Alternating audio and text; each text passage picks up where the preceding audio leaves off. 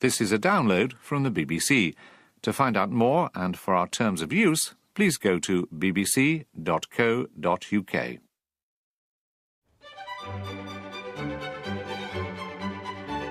Hello, Brain of Britain here. Well, in my dreams.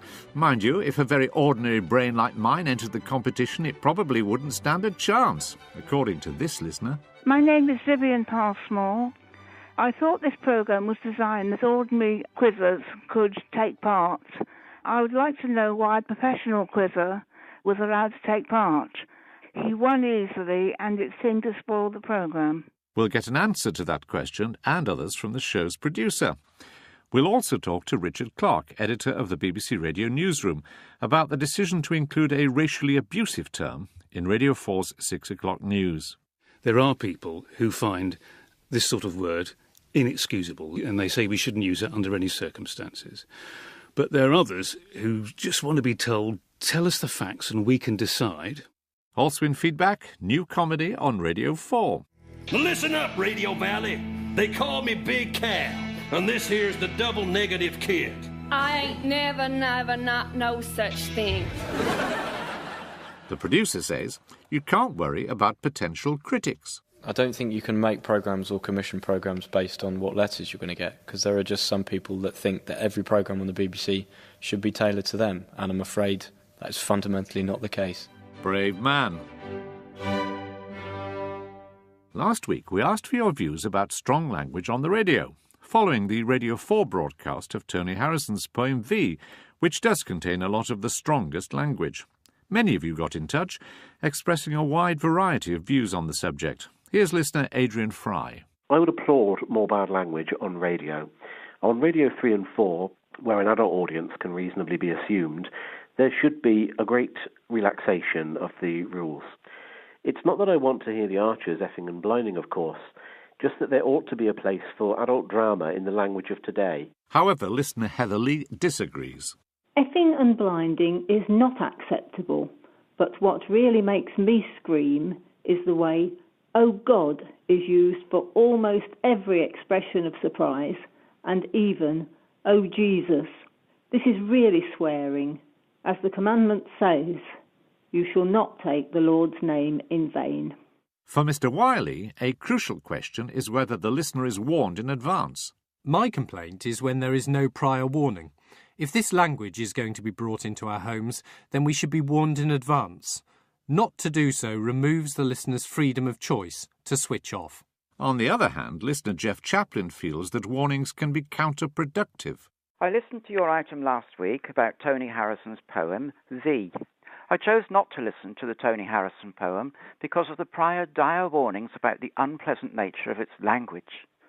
Clearly from your correspondence last week, I was misled, and I'm now disappointed. Should the BBC be like the nanny state with superfluous warnings? Or should we be allowed to listen without comment, when we might, as in this case, have discovered something really worthwhile? On this question of warnings, listener Chris Walker had some queries about a recent example where there wasn't a warning. I was just a bit perplexed that there are warnings pre-other programmes and not the news. On Radio 4 last Saturday, 6 o'clock news, in a report about a resignation by someone from the Football Association, the N-word was produced in full. Why is there this inconsistency? Because should we, the public, be protected from the reality of language and events? I think that the public should be able to know exactly what's going on and what people have said. As we are about to play the clip, I should let you know that it contains a term of racial abuse. Paul Elliott's resignation from the FA and from the anti-racism organisation Kick It Out is a dramatic fall from grace for a man who has been a leading voice on discrimination within football since his retirement as a player. FA Chairman David Bernstein today thanked the former Chelsea defender for his work, but outlined how his position is now untenable, saying discriminatory language is unacceptable regardless of its context. Elliott has expressed regret over his use of the word nigger, saying it sent mixed messages and contradicted his campaigning work. To answer Chris's questions, and to find out a bit more about the way BBC Radio deals with strong and potentially offensive language, I spoke to Richard Clark, editor of the Radio Newsroom, and asked him if he had considered not including the N-word in that report. We thought about it very carefully, and we did think of not using it. So why did you go ahead and use it? We have stories to tell. We want to tell them as clearly as possible. It's always best to repeat the words that people actually use. It's the best way of keeping faith with the audience, but also with the people we're reporting on. If the audiences are left guessing, then I don't think we've done our job properly. Difficulties arise, of course, when people say offensive things. So there's a balance for us to strike. We must give listeners enough information so they are absolutely clear about the facts, while considering, of course, that we run a risk of causing offence if we impart that information carelessly or insensitively or gratuitously. But I thought there were 2 or 3 words, the N-word being one, the C-word being another, which it was virtually impossible to use on the BBC. It is true we only use them in exceptional circumstances, but in this particular case of Paul Elliott, I think it was an exceptional thing because the word was the issue. He was a leading and recently decorated anti-racism campaigner. He used this word. He resigned because of it. The body he was working for, the Football Association, commented on it. It was absolutely crucial, I think, in the context of the story, and that was the reason why we ran it. But you didn't run a warning. If it had appeared, that word, the N-word, had been used in a Radio 4 half-hour programme about this, that and t'other, undoubtedly, at the front, there would have been a warning. You didn't put a warning. Why not? We signposted it a little, but it wasn't an explicit warning, Roger, and I think perhaps it should have been. We mentioned in the queue to the report, where the word was used, that he had used a racist word. So there was a little bit of signposting there. Should we have been more explicit? Yes, I think we should have been. And what about the time of day? Would you do this in any bulletin so that, might then it be breakfast time when children are listening or watching? Well, as you know, we don't have a watershed in radio the way we do in television, but I think timing is important, but also I think the amount of time you have got to tell the story is even more important.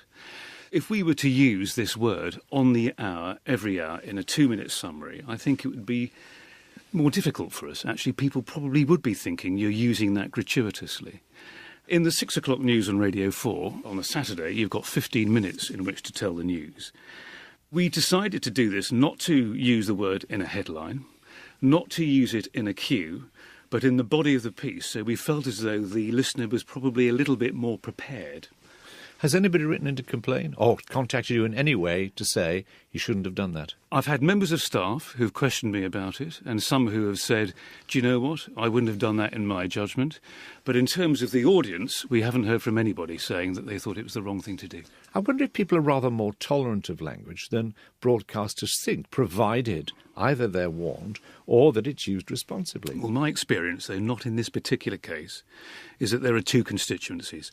There are people who find this sort of word inexcusable, and they say we shouldn't use it under any circumstances. But there are others who just want to be told, tell us the facts and we can decide, and they think it is patronising for us sometimes not to use these words. And I've even had people say it's patronising to provide a warning. We're grown-ups. Tell us. We can decide. So you have to negotiate your way between the 2? Yes. And there are days when I go home where I think, actually, there are no right or wrong answers to any of this. Richard Clark, editor of the BBC Radio Newsroom. And now we turn our attention to a Radio 4 institution, which started when I were a boy, just at the end of the Edwardian era. Which word can mean both a male honeybee and a pipe on a bagpipe and other instruments? Presented by Russell Davies, who took over from long-time host Robert Robinson, Brain of Britain held one of its semi-finals earlier this week, and the winner was Barry Simmons. His expertise was extraordinary, but should the producers have allowed him to take part? My name is Vivian Passmore. I would like to know why professional quizzer Barry Simmons, who appears on the Eggheads programme on BBC Two, was allowed to take part. Barry Simmons? The Committee of State Security. Committee for State Security or Commission, yes, you're right. Your question. Hello, my name is Robin Goundry. I'm from Bromsgrove in the West Midlands. This did startle and surprise me, actually, because he's a very experienced media broadcaster. And inevitably, with his ability and natural professionalism, he actually dominated the whole contest and won. Which senior legal figure was appointed Lord Chief Justice of England and Wales in 2008? Lord Judge. Lord Judge. 5 in a row and a bonus mark to you, sir. Well done. My name's Guy Barry. I'm from Bath. At the beginning of the programme, he was introduced as an IT consultant. I'm sure that the other contestants would have known who he was, so I'm a little surprised that he was introduced without any reference to his background. I asked producer Paul Bajoria to explain his reasons for letting a so-called pro participate. When we saw that Barry had applied, that did cross our minds. We thought fairly carefully about whether he should be allowed to take part. But the reason that he's on, Roger, really, is that there isn't a rule against him being on. Brain of Britain's a big prize in the quizzing world. There are a lot of people who play a lot of quizzes, who go all the way around the world and mop up prize money in international competitions here and there, and are still quite keen to add Brain of Britain to their trophy cabinet. And I think Barry, by his own admission, is one of those. It does seem to mean, though, that the ordinary listener won't even get a look in. I mean, take Barry's record. He won 64,000 on Who Wants to Be a Millionaire. He's been on Mastermind. He's represented Britain in quiz competitions. And indeed, he was in 2009 in the Brain of Britain final. He can't be described as an ordinary listener, can he? Well, we've always had a mix on Brain of Britain of these very keen quizzers who go for absolutely every quizzing trophy that there is to go for, and people who are only giving it a go for the first time. I mean, it makes for variety and very often surprise results. I have to say to you that the number of times I've stood in a Brain of Britain studio when we've had someone who we thought was a shoo-in to win, who kind of crashed and burned on the night. Shouldn't you then at least ration those people who've appeared before, and certainly those people who've been successful in other quiz, making sure that there's plenty of scope for first-timers? Well, we do, but, you know, I want these people on. Because What, they want the so-called professionals on, I do, because it's exciting that even after 60 years, Brain of Britain is seen as a prestigious enough title that people who, you know, have won quizzes all around the world and, you know, got the kind of CV that you've mentioned that Barry has got, still want to win and still want to take part. And there's nothing more satisfying in a way, especially for the contestants in the studio, but also for listeners, when someone who's got a very good quizzing track record comes a cropper, if that's not too unkind a phrase. Well, let me ask you about how open you are with the audience about this, because Guy Barry wrote to us and said that Barry Simmons was introduced as a former IT consultant. Isn't that a little bit disingenuous? Well, I don't know. I suppose it's up to Barry how he introduces himself. No, it's up to you, isn't it? If he's a former participant in the final of the programme, if he's won other things, you could decide to tell the audience that. Oh, well, let's get one thing clear, Roger, and that's that somebody who's been in the Brain of Britain final before has there's absolutely no bar on their taking part. The only disqualification from Brain of Britain is if someone is a former champion. Yeah, but the question is, an ordinary listener being told that this man is an IT consultant will not know that, in fact, has been in so many other quizzes and won them and is a regular on Eggheads and so on. Shouldn't you level with the audience simply by making it clear at the top that that's his background? To be honest, I'm not sure that there is such a thing as a professional quiz player. I mean, it's not a job title. You know, what's Barry going to come on and say, I'm an egghead? You know, it just sounds like blowing his own trumpet. So, you know, I can kind of see it from his point of view. The other factor is that if people have appeared in lots of finals and so on, and they know what the pressures are like, they have a built-in advantage, as opposed to somebody who's doing it for the first time and is probably going to be a lot more nervous. Well, yes, in theory they have a built-in advantage. In practice, they don't always. If you get a run of questions that suit you, there's often very little chance of somebody catching you. Can I ask you about those questions then? Because listener Phil Beckett thinks they're getting more difficult. Are they getting tougher? It's a difficult one, isn't it? Because it's always very, very subjective, this kind of thing. I know that before I was the producer, when I just used to be a listener to Brain of Britain, when Kevin Ashman used to set the questions, I sometimes used to get to the end of a programme and think, God, Kevin, they were tough, you know. But nobody wants to be the producer who presides over the dumbing down of Brain of Britain. And I would hesitate to say that we'd made it tougher. But if we have, I'd rather that way round than the opposite. Because, you know, you can be sure that if I started introducing lots of questions about contemporary culture and celebrities, you know, I'd be in here again defending the fact that the programme had swung too far the other way.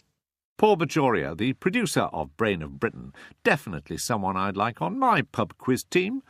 I don't think the reverse would be true, mind you. And I'm afraid you'll have to wait until the 18th of March to find out who has won that much-coveted title. But in the meantime, if you do have any questions about what it's like to take part in a radio quiz, from Counterpoint to the Round Britain quiz, please do get in touch. On Tuesday morning, news broke that a hot air balloon had crashed near the Egyptian city of Luxor, killing 19 people, 3 of them British. On Radio 2, Paddy O'Connell was sitting in for Jeremy Vine, and the topic of the conversation was risk-taking on holiday. The station regularly tweets about the programme while it's on air, encouraging listeners to contribute their thoughts. On this occasion, the station sent out a tweet saying, 19 tourists dead in balloon crash. Have you tried something you wouldn't normally on holiday? This is John Paul Simpson from Newcastle upon Tyne. I was really shocked to read Radio 2's tweet. It was crass and in bad taste. I wonder how this could have happened. Radio 2 deleted the tweet very quickly. They told us, whilst it was never anyone's intention to offend, we realised that the tweet was clumsily phrased and insensitive. As a result, it was taken down and we apologise for any offence caused. We have spoken to those responsible to ensure it doesn't happen again. The immediacy of social media, not to mention the space limitations offered by Twitter's 140 characters, can help make fools of us all. So should broadcasters bother with it? This is something we'll be looking at in more depth shortly, so please send your thoughts about that and anything else to feedback, PO Box 67234, London SC1P4AX, or leave a phone message on 03 333 444 544. Standard landline charges apply, but it could cost more on some mobile networks. Or you can email feedback@bbc.co.uk or, if you're brave, tweet us on BBCR4Feedback. All those details are on our website. Now, Radio 4 prides itself as being the home of radio comedy, but some listeners do not think much of it is very funny. This week, the independent newspaper's radio critic headlined her column, Radio is the place where comedy goes to die. Of course, tried and tested creations like Just a Minute and I'm Sorry I Haven't a Clue are adored. But what of new comedy with relative unknowns? David Dawson, I would like to know who is responsible in recent months for the programmes aired between 11 p.m. and midnight.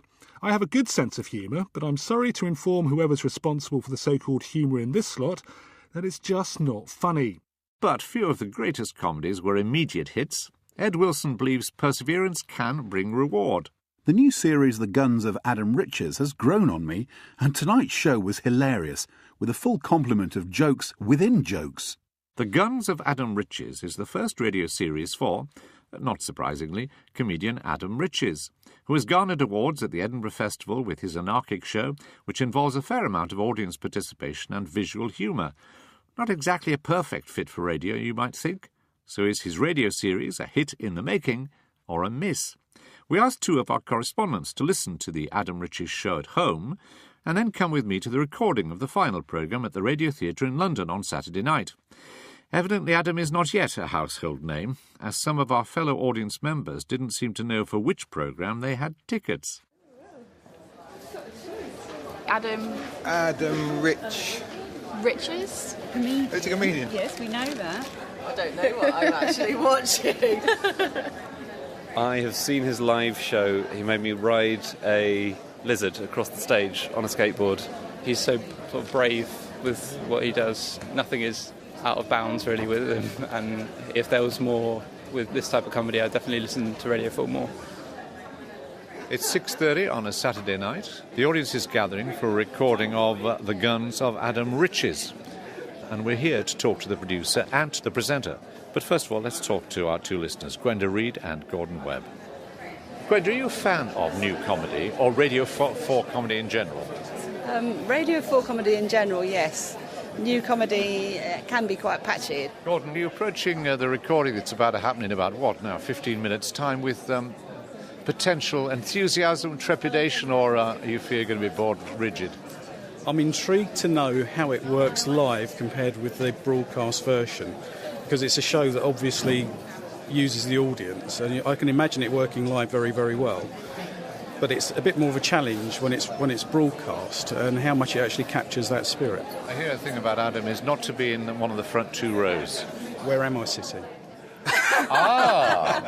Well, I think it's the front row. Live from London, it's the Guns of Adam Riches!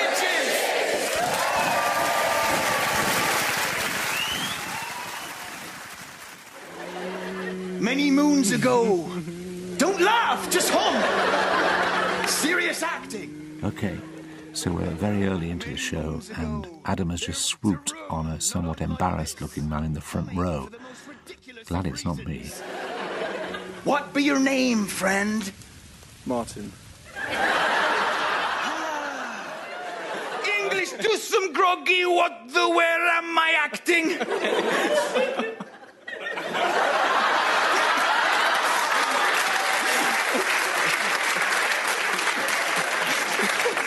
Physically, that was bang on the money. Now let's give a nod to the people at home. Oh, wonderful.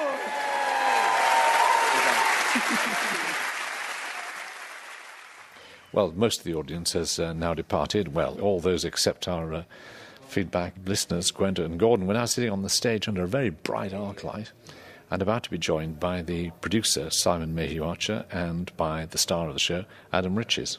Gordon. Hi, Gordon. Hello, Adam. How you doing? Hi, nice to meet you. Nice to meet you. So, Adam, how many pounds do you lose? How much sweat do you sweat on a show like that? Yeah, there's buckets. We have an irrigation system put in underneath the stage, but it's just that physicality, I think, particularly when you have audience members on stage, it gets them into it as well, I think. Simon, I'll ask you about when you see somebody like Adam, who's an award winner at the Edinburgh Festival and so on, it's taking about 3 years to persuade Radio 4 to do this series. How tough is that? Whenever you get turned down, it's always frustrating. But, you know, Adam had been doing shows at Edinburgh for however many years. He'd learnt every year and he came back with a better show. And so as a writer, there was nothing to prevent him from starting out and, you know, getting better at the medium of radio. And that's what we've done over this series, and that's what I hope we can continue to do. Well, let's turn to Gwenda and to Gordon, who the listeners who were in the audience and have been watching. Now, Gwenda, have you heard the show before tonight? I've heard 2 of them, yes. And how different was it being in the audience here to being in the, by yourself at home listening? It was very, very different. I was quite struck, knowing that I was coming to a radio show, at how very visual a lot of the humour was. I would contrast watching you tonight with watching a performance of the Now Show. They move very little. They are totally focused on delivering to radio. And it's almost incidental that they manage to make it very funny for the studio audience as well. And I think there is more to be done on that level. Say, having heard it on the radio and been completely confused, it made sense when I could see all the physical movements. Adam? There's an energy, I think, that comes from the physicality that I think makes the show sound different to a lot of stuff on the radio, that I was very, very keen to maintain, so that it did sound like something fresher, so that in my long-term hope to get live radio shows or live TV shows, this is a knock on the door to kind of say, well, you can let this breathe a little bit more. God, you're nodding. It's the one thing that is so missing from all forms of broadcasting is live shows. I enjoy comedy like that. When you've got audience participation, when you've got spontaneity, it's actually the bits that aren't in the script which are the funniest bits. The script seems almost a vehicle. I know you spend lots of time, but your skill is grabbing hold of somebody and getting something out of them, and that's just fantastic. Gwenda, if they'd come and asked you, what would you have done? Refused. No doubt about that whatsoever, no. But I'm interested why you think that's better than having a professional. It's just that extra frisson. I think it's always exciting to perform opposite. So you like the danger of having an unknown quantity? I think in the type of show that we have, I think everyone likes the danger. And I think, as you noticed with the guy that we pulled tonight, they begin to enjoy the danger as well. And they begin to come forwards with stuff and come forwards with voices and jokes. Sometimes, as we've done in some of the records, they come forward a little bit too much and they're creating their own moments and their own storylines. The thing that we've learned, you know, for example, tonight when you said act groggy, and he physically acts groggy, and it gets a big laugh in the room. But when I go into the edit, that doesn't read at all. It's just an audience of people laughing at nothing, as far as the radio listener is concerned. So Adam has learned to say, that's great, but can you do it so it makes a noise now, so that, you know, let's not ignore the people at home. And do you want to see this experimentation continue?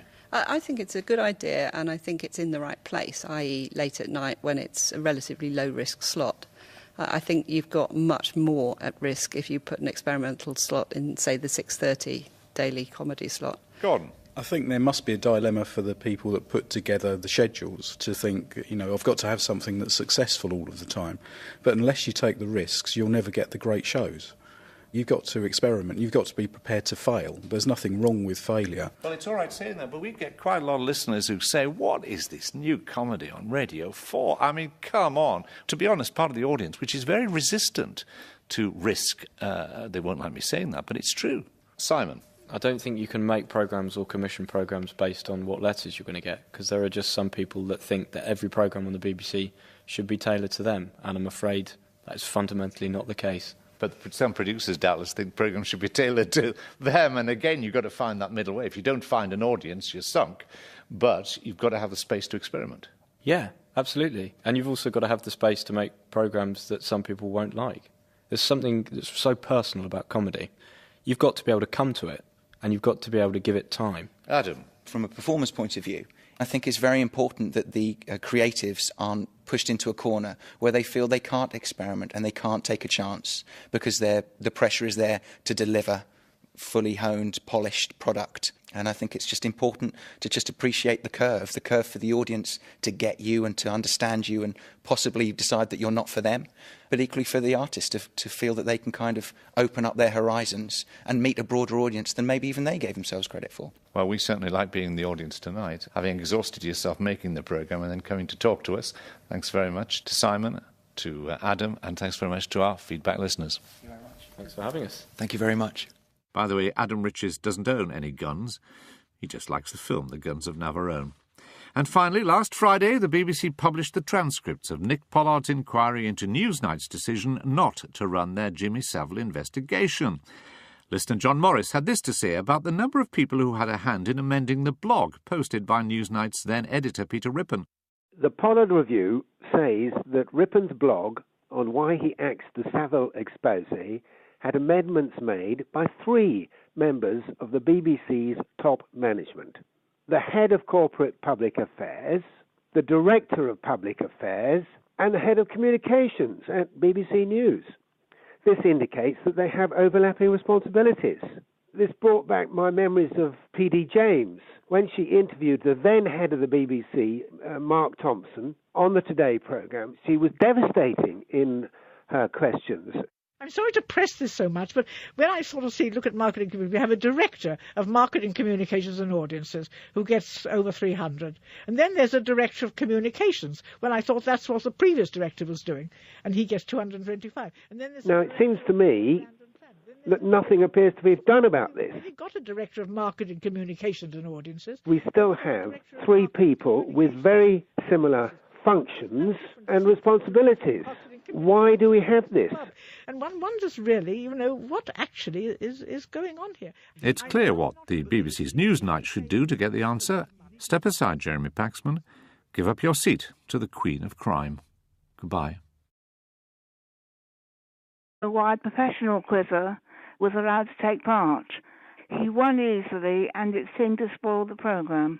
We'll get an answer to that question and others from the show's producer. We'll also talk to Richard Clark, editor of the BBC Radio Newsroom, about the decision to include a racially abusive term in Radio 4's 6 o'clock news. There are people who find this sort of word inexcusable, and they say we shouldn't use it under any circumstances. But there are others who just want to be told, tell us the facts and we can decide. For adult drama in the language of today. However, listener Heather Lee disagrees. Effing and blinding is not acceptable. But what really makes me scream is the way, oh God, is used for almost every expression of surprise, and even, oh Jesus. This is really swearing. As the commandment says, you shall not take the Lord's name in vain. For Mr. Wiley, a crucial question is whether the listener is warned in advance. My complaint is when there is no This is a download from the BBC. To find out more and for our terms of use, please go to bbc.co.uk.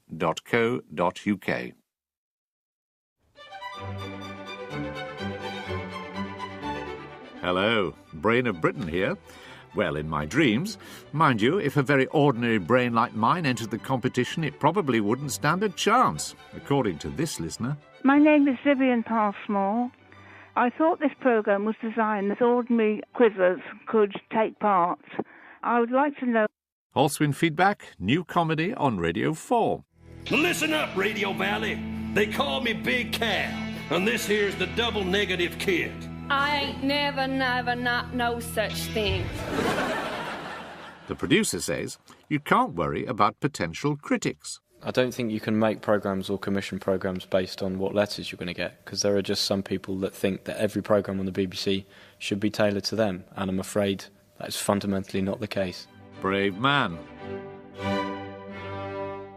Last week we asked for your views about strong language on the radio, following the Radio 4 broadcast of Tony Harrison's poem V, which does contain a lot of the strongest language. Many of you got in touch, expressing a wide variety of views on the subject. Here's listener Adrian Fry. I would applaud more bad language on radio. On Radio 3 and 4, where an adult audience can reasonably be assumed, there should be a great relaxation of the rules. It's not that I want to hear the Archers effing and blinding, of course, just that there ought to be a place